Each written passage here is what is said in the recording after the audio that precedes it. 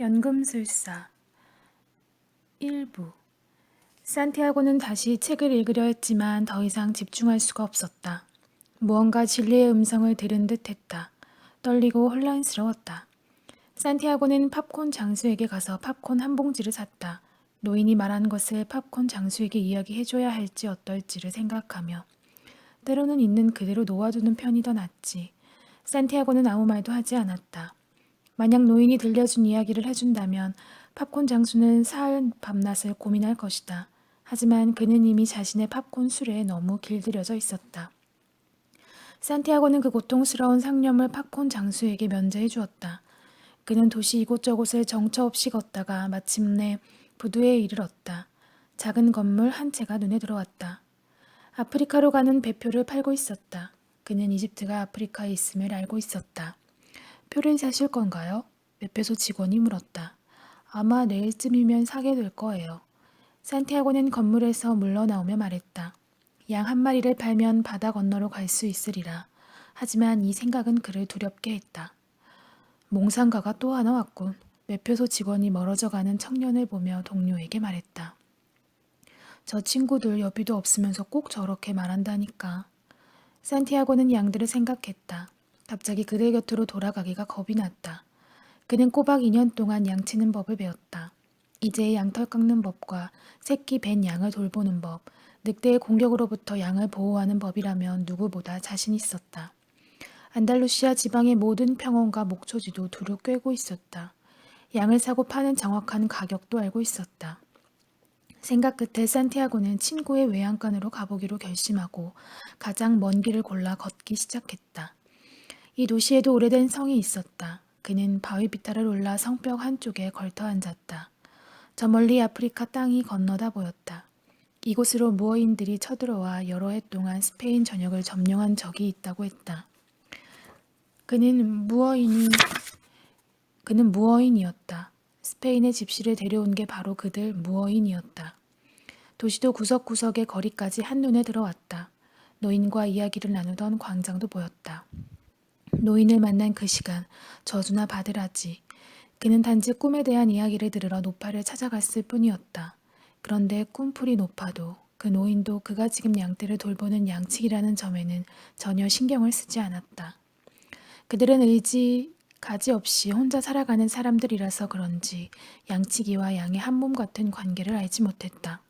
그는 어떤 양이 다리를 저는지, 2달 후에 새끼를 낳을 양은 어떤 놈이고 게으름을 피우는 양은 어떤 놈인지 알고 있었다.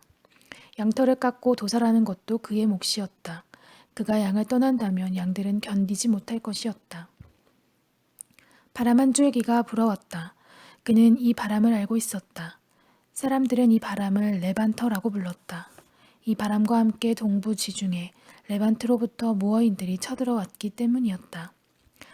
타리판을 알기 전에 그는 아프리카가 이토록 가까운 곳에 있는 줄은 상상도 못했다. 이곳은 늘 심각한 위험 앞에 노출되어 있었다. 무어인들이 언제 다시 이 도시를 습격할지 아무도 몰랐다. 바람은 더 강하게 불어왔다. 난 보물과 양들 사이에 끼어 이러지도 저러지도 못하게 된 셈이군. 산티아고는 이미 익숙해져 있는 것과 가지고 싶은 것 중 하나를 선택해야 했다. 물론 양털 가게 딸도 있었지만 그녀는 아직 그의 사람이 아니어서 양들만큼 중요하진 않았다. 이틀 후 그가 그녀 앞에 나타나지 않아도 그녀는 그 사실을 알아채지도 못할 것이다. 그녀에겐 모든 날들이 다 똑같을 것이고 그건 다른 사람들도 마찬가지였다. 자신의 삶에서 일어나는 좋은 일들을 깨닫지 못하는 사람들에게는 하루하루가 매일 해가 뜨고 지는 것처럼 똑같을 수밖에 없으니 말이다. 난 아버지와 어머니 그리고 내가 태어난 고향의 성을 떠나왔어. 그들은 이제 내가 그들 곁에 없는 것에 익숙해졌고 나 또한 혼자 있는 것에 익숙해졌지. 양들도 곧 내가 없는 것에 익숙해질 거야. 언덕 위에서 광장을 내려다 보았다. 팝콘 장수는 여전히 그곳에서 팝콘을 팔고 있었다. 젊은 여인 한 쌍이 그가 노인과 이야기하던 벤치에 앉아 긴 입맞춤을 하고 있었다. 저 팝콘 장수, 그는 중얼거렸다. 하지만 미처 말을 다 끝맺지 못했다. 레반터가 세게 불어와 그의 얼굴을 때렸다. 바로 이 바람을 타고 무어인들이 쳐들어왔다. 사막의 향기와 얼굴을 베일로 가린 여인들도 이 바람에 묻어왔다. 이 바람에는 미지의 것들과 황금과 모험, 그리고 피라미드를 찾아 떠났던 사람들의 꿈과 땀 냄새가 배어 있었다. 산티아고는 어디로든 갈 수 있는 바람의 자유가 부러웠다. 그러다 문득 깨달았다.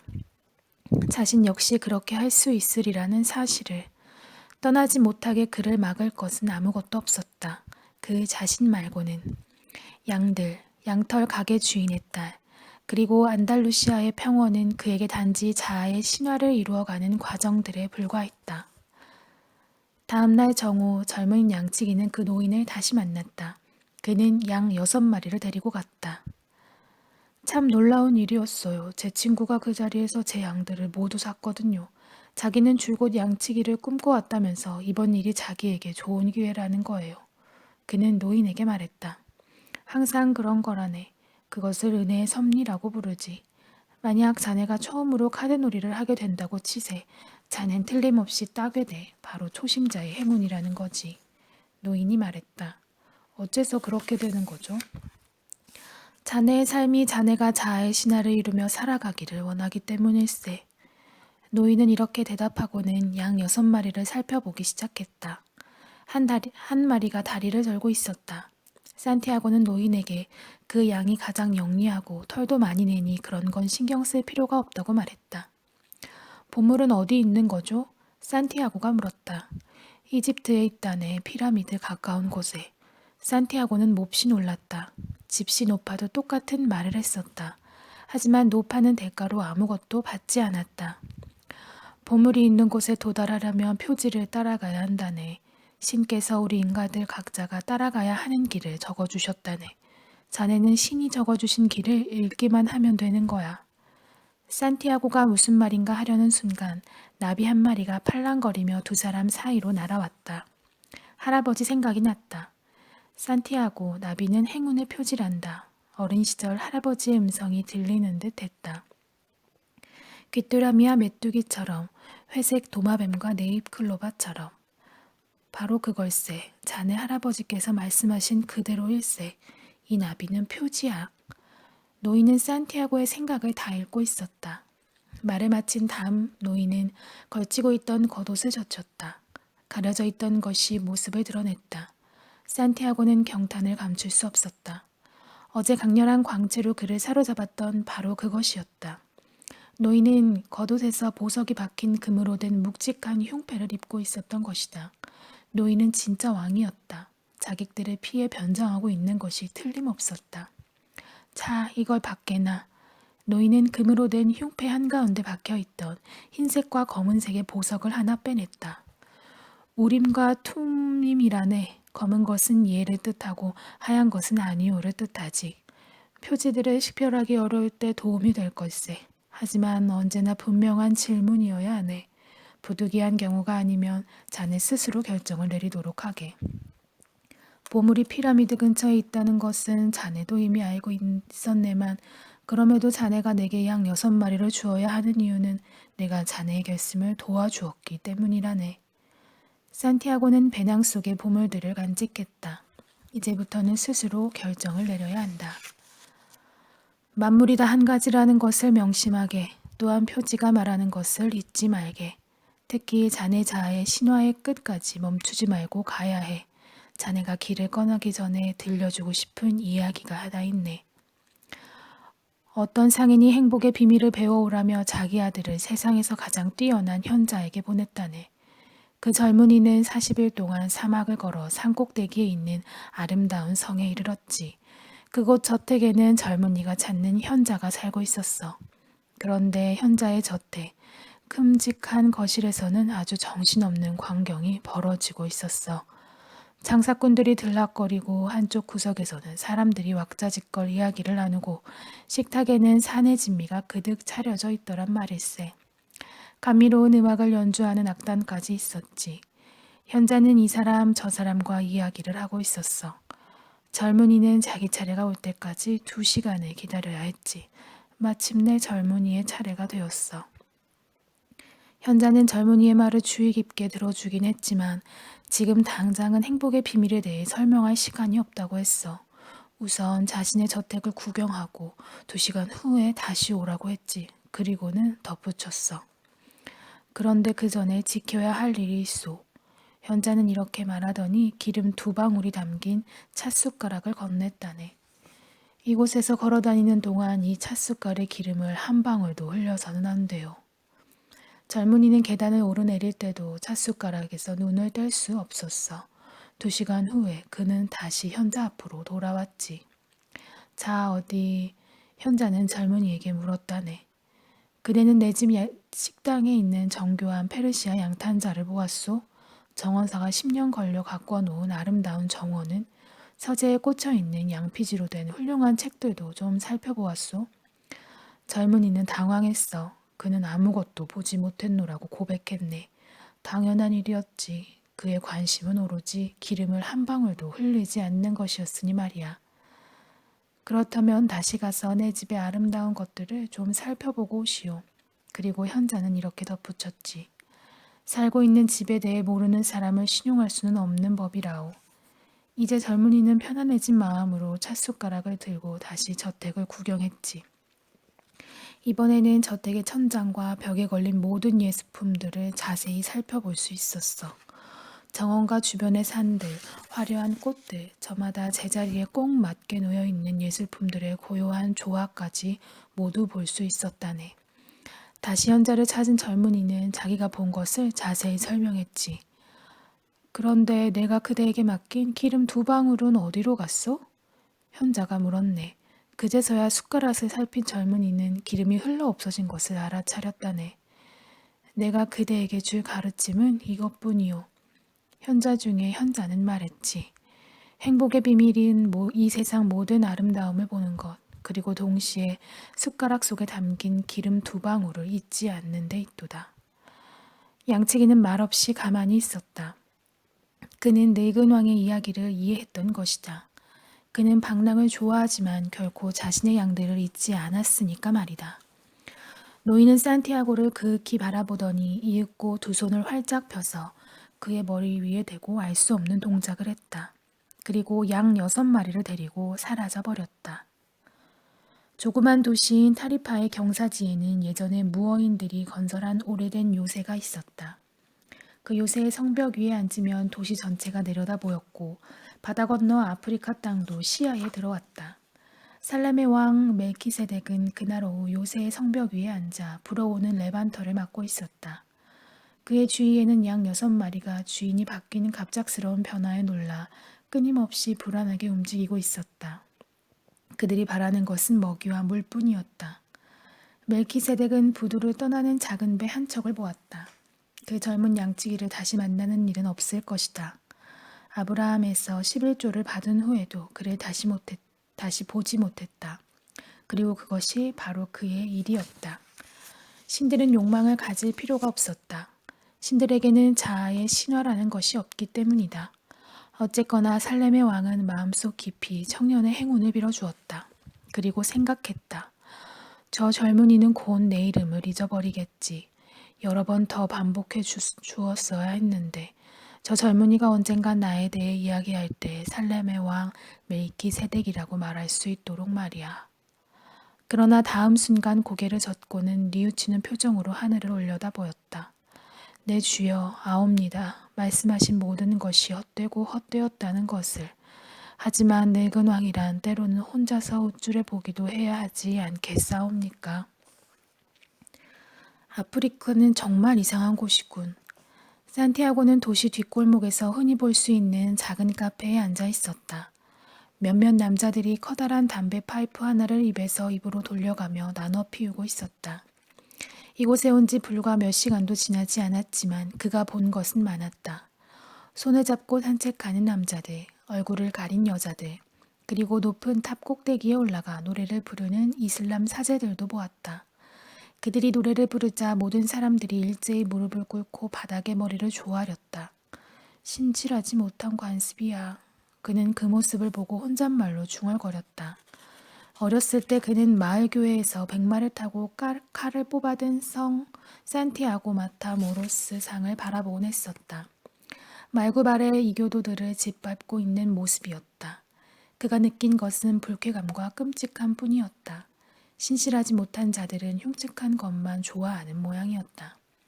그런데 그는 갑작스레 출발하면서 허둥대느라 이곳에서는 사람들이 모두 아랍어를 쓴다는 사소하지만 중요한 사실 한 가지를 까맣게 잊고 있었다. 어쩌면 그 때문에 보물을 찾는 일이 아주 힘들어질 수도 있었다. 카페의 주인이 주문을 받으러 오자 산티아고는 다른 테이블에 앉은 손님이 마시고 있는 것을 가리켰다. 주인이 가져다 준 것은 쓴맛 나는 차였다. 사실 그는 포도주를 마시고 싶었다.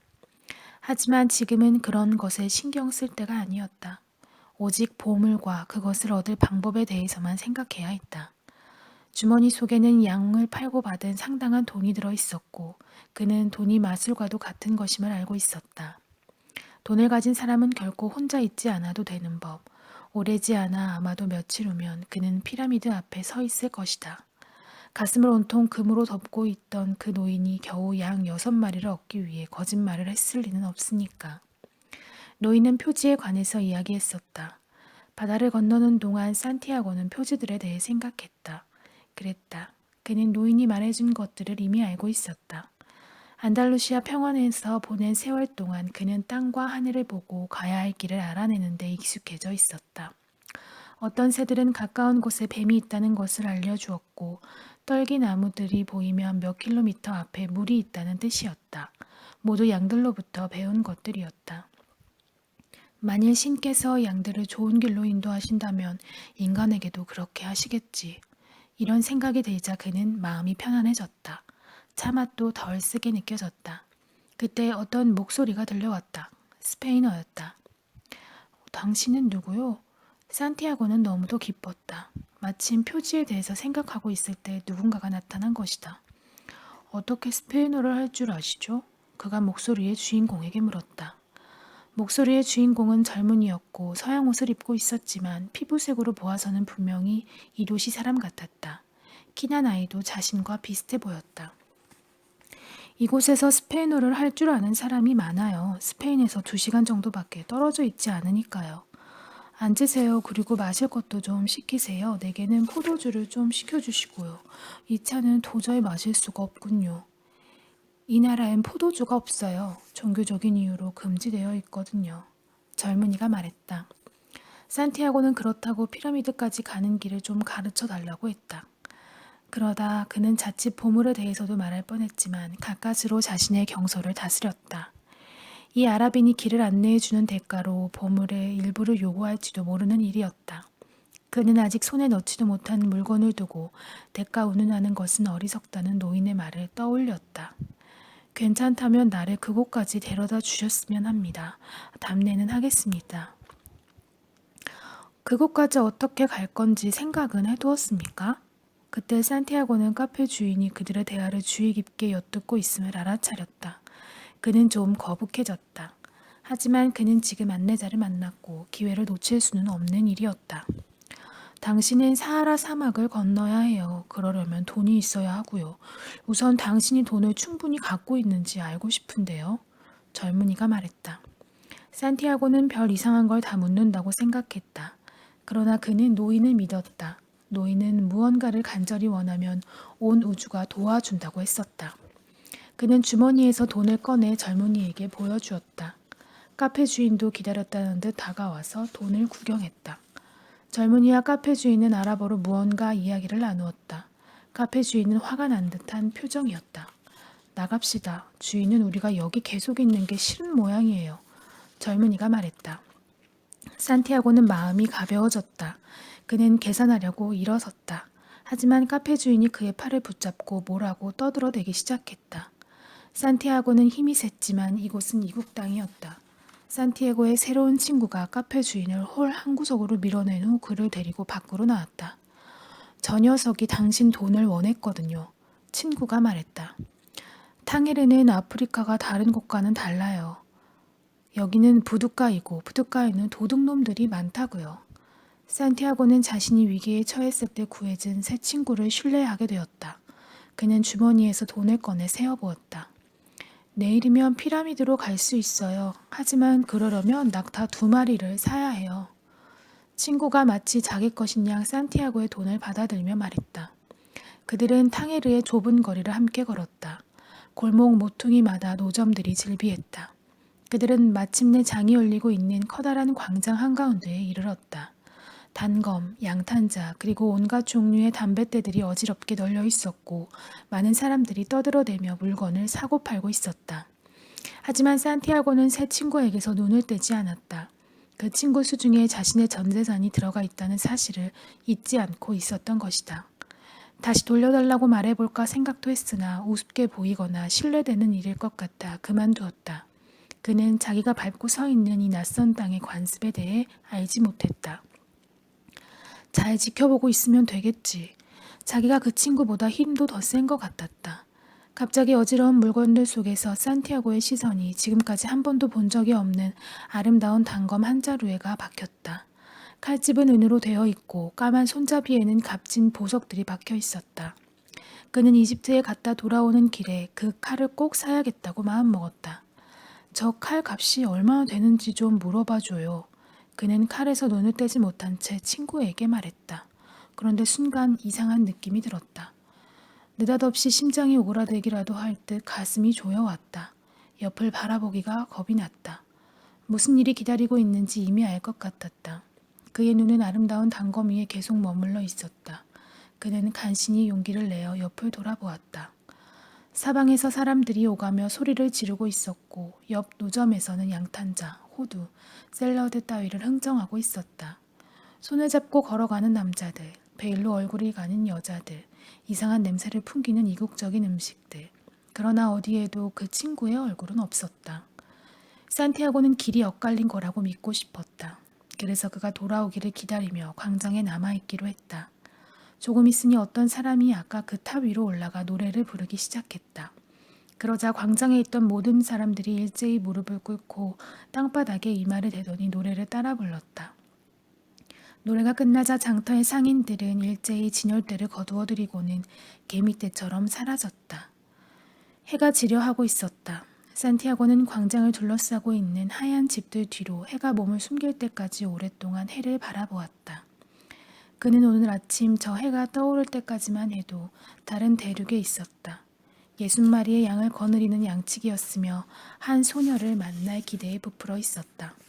오늘 하루 자신이 돌아다닐 초원에서 어떤 일이 일어날지 훤하게 꿰고 있었다. 그러나 해가 지고 난 지금 그는 말도 통하지 않는 낯선 땅에서 외톨이 나그네 신세가 되어 있었다. 그는 더 이상 약치기도 아니었고 가진 것도 없었다. 돌아가서 다시 시작할 돈도 남아있지 않았다. 이 모든 게 해가 뜨고 지는 하루 사이에 일어난 일이라니. 그러나 살다 보면 너무도 갑작스럽게 삶의 모든 것이 뒤바뀌어 버리는 경우도 있다고 생각하며 스스로를 위로했다. 그는 울지 않으려고 애쓰는 편이었다. 양들 앞에서도 한 번도 운 적이 없었다. 하지만 장터에는 아무도 없었고 고향에서도 멀리 떨어진 낯선 곳이었다. 울음이 터져나왔다. 신은 불공평했다. 오직 꿈 하나만 믿었던 사람에게 이런 식으로 보상할 수는 없는 일이었다. 양들과 함께 있을 때 난 즐거웠고 주변 사람들도 행복해했지. 사람들은 언제나 내게 친절했어. 하지만 난 지금 슬프고 불행해. 어떻게 해야 하지? 그래, 난 이제부터 혹독해질 거야. 사람들을 믿지 않겠어. 이미 한 녀석이 날 배신했잖아. 보물을 찾았다는 녀석들도 증오할 거야. 난 아직 내 보물을 만나지 못했으니까. 그리고 내가 가진 아주 작은 것이라도 움켜쥐고 절대 놓지 않겠어. 세상 전체를 끌어안기에는 나는 너무 왜소하니까. 산티아고는 무엇이 남아있나 보려고 배낭을 열었다. 배에서 먹던 샌드위치가 아직 남아있을지도 몰랐다. 하지만 배낭 안에는 두꺼운 책 한 권과 겉옷, 그리고 노인이 준 2개의 보석뿐이었다. 보석들을 보니 왠지 마음이 놓였다. 금으로 만든 노인의 흉패에 있던 보석들, 양 6마리와 바꾼 것이었다. 돌아갈 여비는 걱정하지 않아도 될 것 같았다. 이제부턴 영악하게 행동하겠어. 산티아고는 마음을 굳게 다지며 보석들을 배낭 깊숙한 곳에 숨겼다. 이곳은 부둣가였고 달아난 그 친구가 진실을 말한 게 있다면 부둣가에는 도둑이 많다는 점이었다. 카페 주인의 행동도 이제 와서 생각해보니 이해가 되었다. 그는 그 친구를 믿지 말라고 이야기하려 했던 것이다. 나 역시 다른 사람들과 똑같아. 어떤 일이 실제로 일어나는 대로 세상을 보는 게 아니라 그렇게 되었으면 하고 바라는 대로 세상을 보는 거지. 그는 다시 보석들을 꺼내어 가만히 쳐다보았다. 그리고 하나씩 조심스럽게 쓰다듬었다. 보석의 온기와 매끈한 표면의 감촉이 느껴졌다. 이것들이야말로 지금의 그에게는 최고의 보물이었다. 단지 만지기만 해도 마음이 편안해졌다. 노인의 말이 떠올랐다. 무언가 간절히 원할 때 온 우주는 자네의 소망이 실현되도록 도와준다네. 산티아고는 이 말의 참뜻을 이해해 보려고 했었다. 그는 사람들이 다 돌아가 버린 광장에 돈 한 푼 없이 지켜야 할 양 한 마리 없이 홀로 서 있었다. 그러나 이 두 개의 보석은 그가 왕을 만났다는 사실을 증명해주고 있었다. 아버지의 칼을 훔쳤던 일이며 심지어는 첫 번째 성경험까지 그의 모든 인생살이를 훤히 알고 있던 분이었다. 이 보석들은 앞날을 결정할 때 쓸 수 있다네. 우림과 툼밈이라고 부르지. 산티아고는 보석들을 다시 배낭 속에 집어넣으며 정말 그런지 한번 시험해보고 싶었다. 보석들은 진정 원하는 것을 알려고 할 때만 소용이 되므로 분명한 질문을 해야 한다고 노인은 말했다. 우선 산티아고는 노인의 보살핌이 아직도 자신에게 미치고 있는지 물었다. 그리고 보석 하나를 꺼냈다. 얘를 뜻하는 검은 보석이었다. 그는 대답을 얻은 보석을 배낭 속에 다시 집어넣고 두 번째 물음을 던졌다. 과연 보물을 찾을 수 있을까? 그때 배낭에 난 구멍으로 두 개의 보석이 모두 굴러 떨어졌다. 배낭에 구멍이 나 있었던 모양이었다. 그는 땅에 떨어진 우림과 툼님을 주우려고 허리를 굽혔다. 그 순간 머릿속을 스치는 말이 있었다. 표지를 주의 깊게 살피고 따르는 법을 배우게. 늙은 왕이 한 말이었다.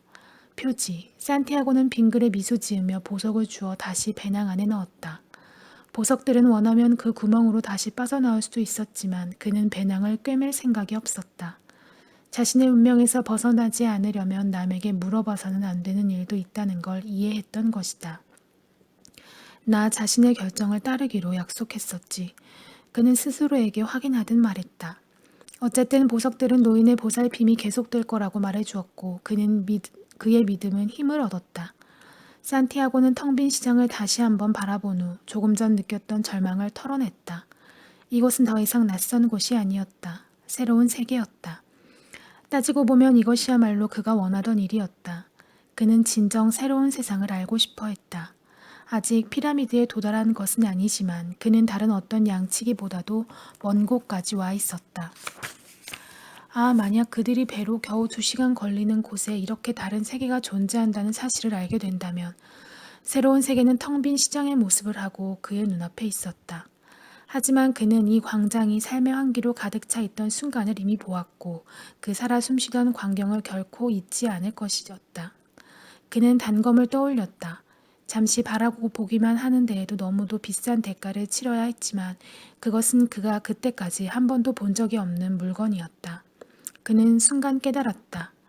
이 세상은 도둑에게 가진 것을 몽땅 털릴 불행한 피해자의 눈으로도 볼 수 있지만 보물을 찾아 나선 모험가의 눈으로도 볼 수 있다는 사실을. 나는 보물을 찾아 나선 모험가야. 혼곤한 잠 속에 빠져들면서 그는 생각했다.